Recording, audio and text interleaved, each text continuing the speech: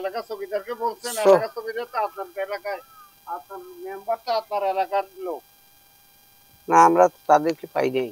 পাই নাই মানে কি? ওর কিছু আমাদের দেশে চলে গেছে। ও কোন দেশে গেছে, ওনার কাছে যাওয়ার মতো সময় আমার কাছে ছিল না। আপনি তো ঘটনা কথা বলছেন, আপনি নিজের যারা মারতেছে তাদের হাত থেকে আমি অনেক কষ্ট করে, আমরা কয়েকজন বয়স্ক লোক মসজিদ থেকে আসা ওকে এখান থেকে টাইনা ওখানে নিয়ে গেছি।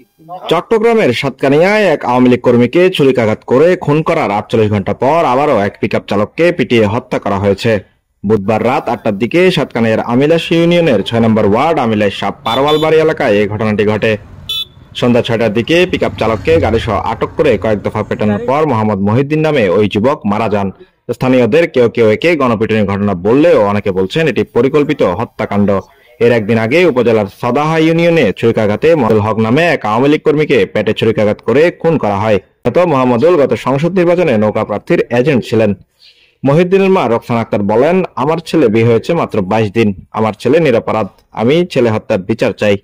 অন্যদিকে ঘটনার প্রত্যক্ষদর্শী মোহাম্মদ মহিউদ্দিন জানান, মানে মুক্তিনি ওদের নাম হয়েছে, একজন নাম হেলাল, জিহান, বাবুল, মিনহাস, তারপরে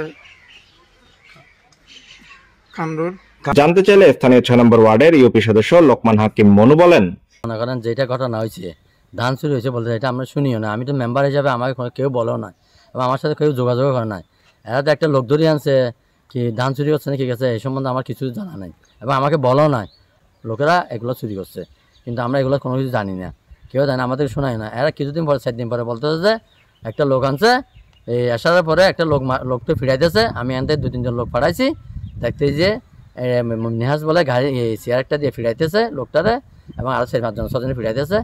কিছুক্ষণ ফিরানোর পরে বলে ওকে পশ্চিম দিকে মাদ্রাসার দিকে নিয়ে গেছে, নিয়ে যাওয়ার পরে 8টা-10টা বাজছে, সেই সময় খুব মারা মারছে। সাতকানিয়া থানার ভারপ্রাপ্ত কর্মকর্তা প্রিটন সরকার বলেন, 1 সপ্তাহ পূর্বে 20 বস্তা ধান চুরি হয়েছিল, এরই পরিপ্রেক্ষিতে তারা পাহারা বসিয়েছিল। এই অবস্থায় চোরের দল 5 বস্তা ধান গাড়িতে তোলে। এ সময় পাহারায় থাকা লোকজন এগিয়ে আসলে চোরের দল পালিয়ে যায়। পরে গাড়িতে থাকা চালককে গণপিটুনি দেয় উত্তেজিত জনতা, এতে ঘটনাস্থলেই তার মৃত্যু হয়েছে। আমিলাশ ইউনিয়ন পরিষদ চেয়ারম্যান মোজাম্মেল হক চৌধুরী বলেন, আগের ধান চুরির বিষয়ে এলাকাবাসী আমাকে কিছু বলেনি। চোর হোক বা ড্রাইভার হোক, কাউকে গণপিটুনি দিয়ে মারার কারো অধিকার নেই, এটি একটি অমানবিক ঘটনা। Desk news, CTG news 24।